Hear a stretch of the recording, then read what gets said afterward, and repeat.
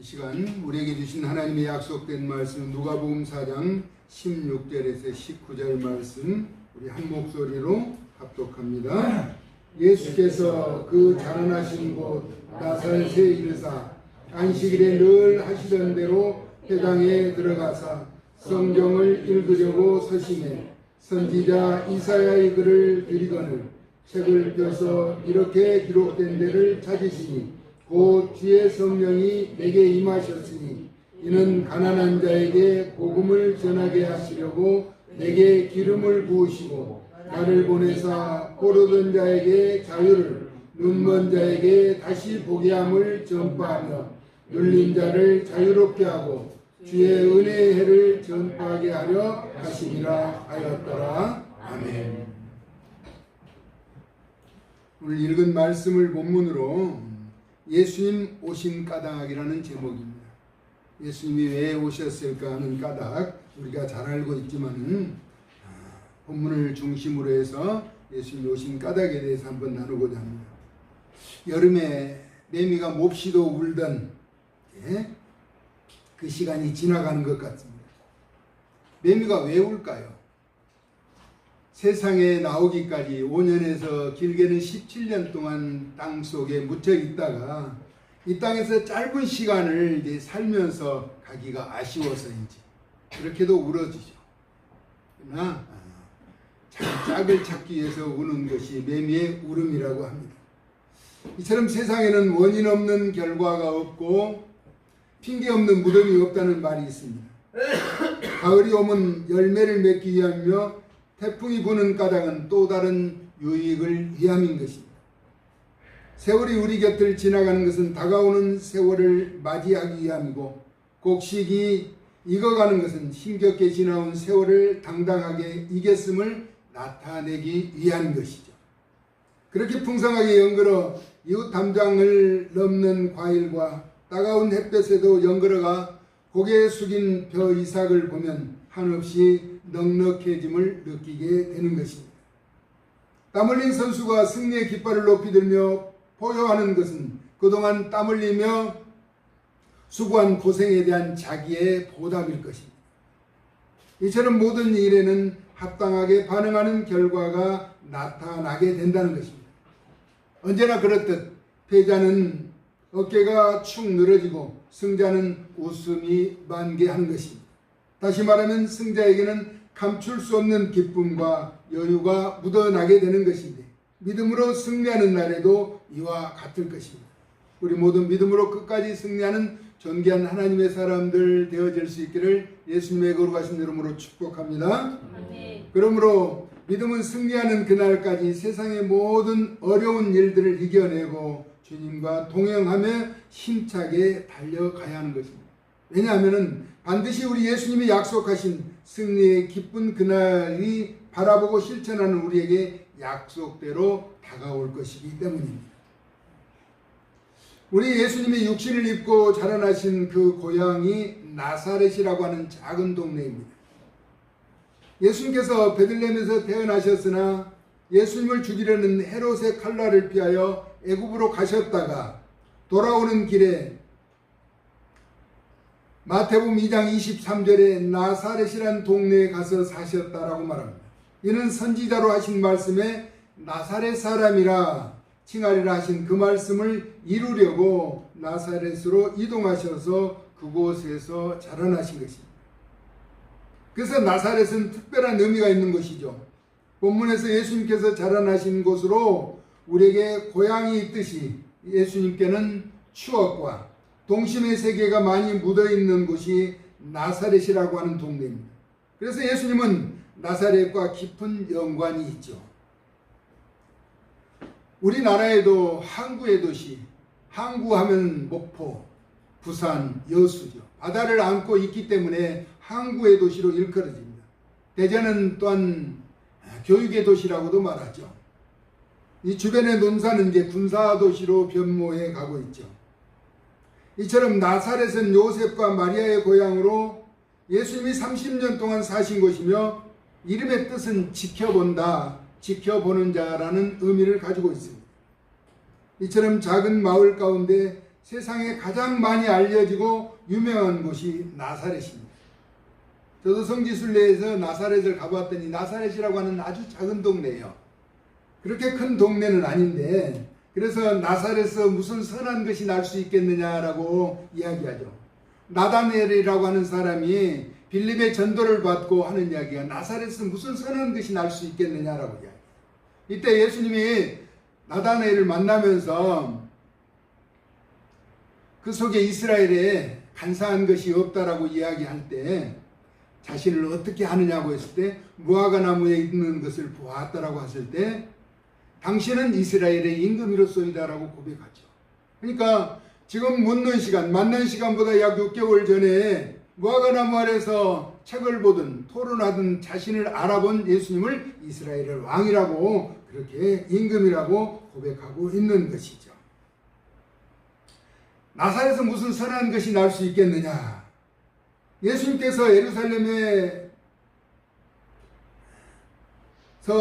베들레헴에서 태어나셔서 예루살렘에 지금 들어가신 내용이 소개되고 있는데, 예수님이 나사렛에서 태어나셨기 때문에 무슨 선한 것이 날 수 있느냐는 말은 무색하게 된 것이죠.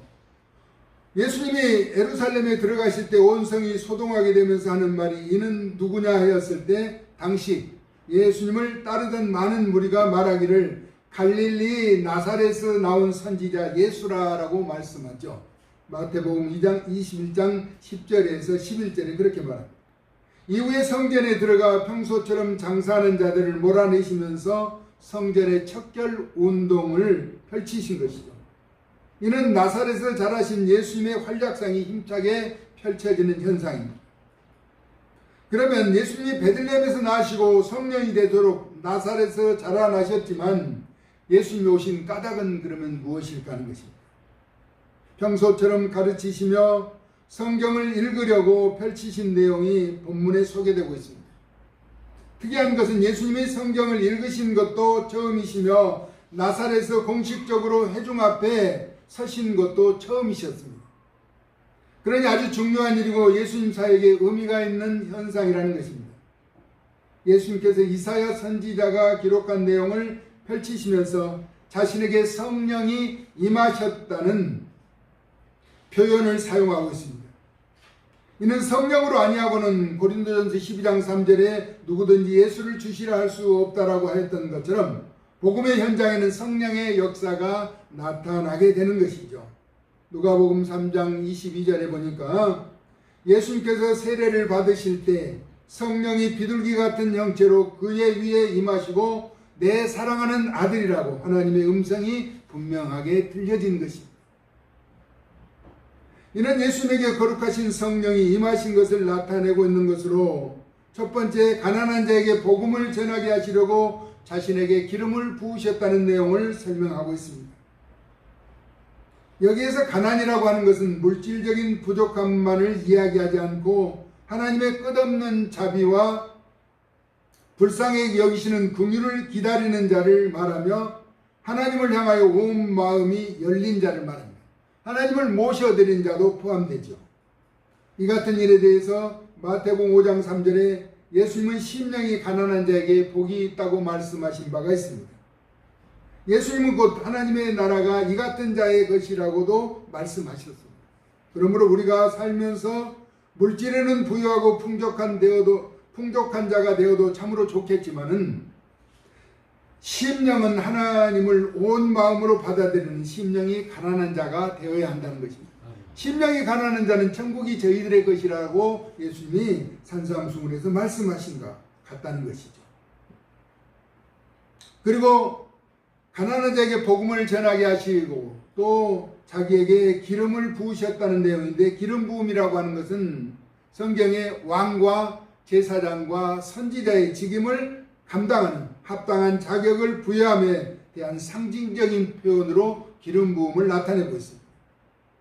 이처럼 예수님은 삼중직임을 완수하신 완전한 분이셨지만은 본문에서 기름 부음은 메시아 사역을 감당하시는 공적인 자로 대중적인 선언을 하고 계시는 것입니다. 예수님이 오신 목적은 가난한 자에게 복음을 전하게 하시려고 기름 부음을 일깨워 주셨고, 또 예수님이 오신 두 번째 목적은 포로된 자에게 자유를 주시려고 오셨다는 것입니다. 여기서 포로라고 하는 것은 창끝으로 잡은 자라는 의미로 전쟁에서 포로가 된 자를 말하고 있습니다.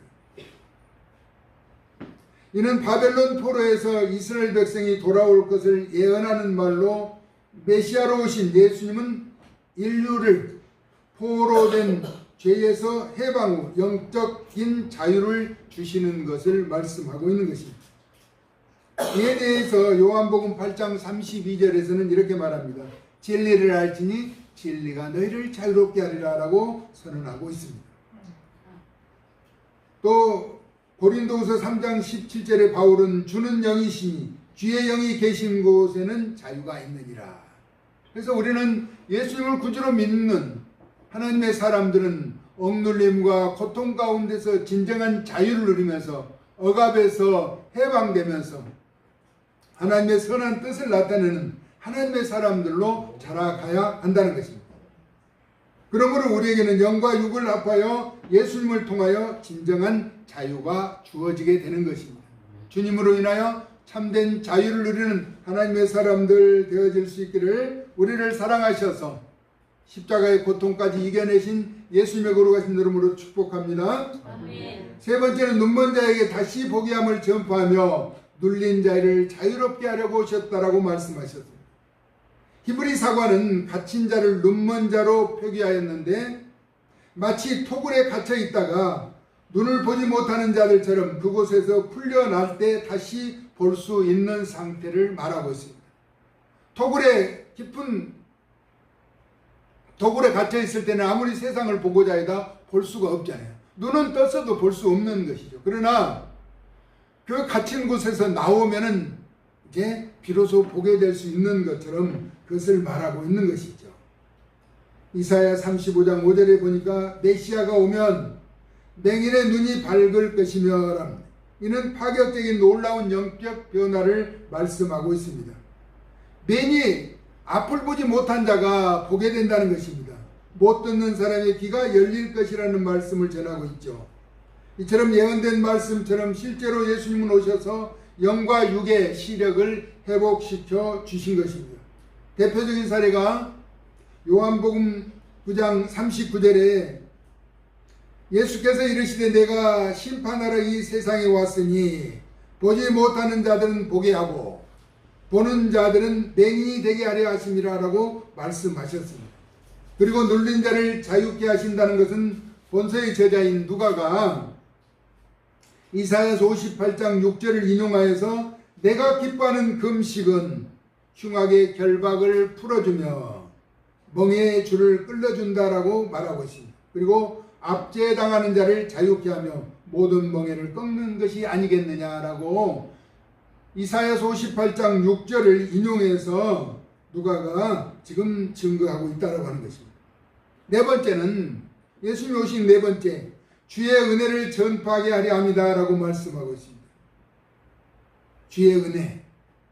은혜라고 하는 것은 희년으로 50년이 되는 안식년을 말하기도 하죠. 가난으로 팔렸던 땅이 원주인에게 돌려지는 시기로 종말론적인 메시아의 도래를 예표하는 것이며 희년의 선포는 인류를 죄에서 해방시키는 복음 전파를 상징하고 있기도 하는 것입니다. 그래서 주의 은혜를 전파하게 하려 합니다라고 말씀하고 있는 것이죠. 그래서 모든 억압된 고통 가운데 있는 주의 백성을 자유케 하시기 위해서 이 땅에 오셨다라고 하는 것입니다. 예수님이 이 땅에 오심으로 복음이 전파되어 모든 죄에서 억압과 고통과 아픔에서 진정한 자유를 누리게 될 것을 선포하고 있는 것입니다. 그러므로 예수님을 구주로 영접하는 우리는 세상 사람들이 아직 누리지 못하는 진정한 자유를 누리며 살아가야 한다는 것입니다. 할렐루야. 아멘. 그리고 예수님을 통하여 누구나 누릴 수 있는 복음의 기쁜 소식을 전하여 예수님이 오신 참으로 귀한 목적을 알리는 일에 앞장설 수 있기를 예수님의 거룩하신 이름으로 축원합니다. 아멘. 내가 알고 있는 복된 소식을 증거하며 나타내는 것이죠. 그러므로 우리는 먼저 예수님을 믿는 믿음 안에서 불안하거나 두려워하거나 염려하거나 근심된 걱정된 일에서 참으로 진정한 자유를 누리며 살아가야 한다는 것입니다. 예수님을 잘 믿는 사람들의 얼굴을 보면 얼굴에 근심이 없어요. 걱정이 없어요. 또 우리 같이 예수 믿는 사람들은 은혜라고 그러죠. 참 얼굴에 은혜의 꽃이 피었다라고 말합니다. 근데 세상 사람들은 아무리 돈을 많이 가졌고 높은 지위에 있어도 늘 근심과 걱정과 불안과 초조와 염려에 휩싸여서 진정한 자유를 누리지 못하는 것이죠. 그럼 우리는 예수 믿는 사람은 두 어깨 활짝 펴고 어느 누구도 우리를 침범할 수 없도록 지켜주신 하나님 앞에서 담대하게 내가 믿는 예수를 증거하는 것이 예수님이 오신 목적이라고 하는 것입니다. 예수님이 이 땅에 오신 목적은 자유를 누리도록, 우리만이 아니라 우리를 통해서 증거되는 그 복음의 기쁜 소식을 받아들이는 자들이 자유를 누리도록 우리에게 그 기쁨을 허락해 주셨다는 것입니다. 아멘. 우리 모두 다 그 기쁨을 누리면서 진정한 그리스도의 사랑을 증거하는 증인으로 세운 바 되어질 수 있기를 예수님의 거룩하신 이름으로 축복합니다. 아멘. 살아서 역사하시는 참으로 고마우신 하나님, 은혜와 사랑을 감사합니다. 우리가 무엇이간데 우리에게 예수 그리스도의 복된 진리의 소식을 받아 믿음의 귀한 길을 걸어갈 수 있도록 은혜를 베풀어 주시고 예수님이 오신 까닭과 목적에 대해서 분명히 알고 이를 담대하게 증거하며 나타내는 자리에 설 수 있도록 은혜를 베풀어 주셔서 다시금 우리가 예수님이 이 땅에 오신 목적을 상고하면서 믿지 않는 자들에게 증거하며 나타내는 삶을 살아가도록 은총을 덧입혀 주시옵소서. 무엇보다도 우리에게는 끝까지 주님으로 인하여 참된 자유를 누리는 기쁨의 삶을 살아가게 은총을 덧입혀 주시기를 원하옵고 예수 그리스도의 존귀하신 이름으로 축복하고 기도 올리옵나이다. 아멘.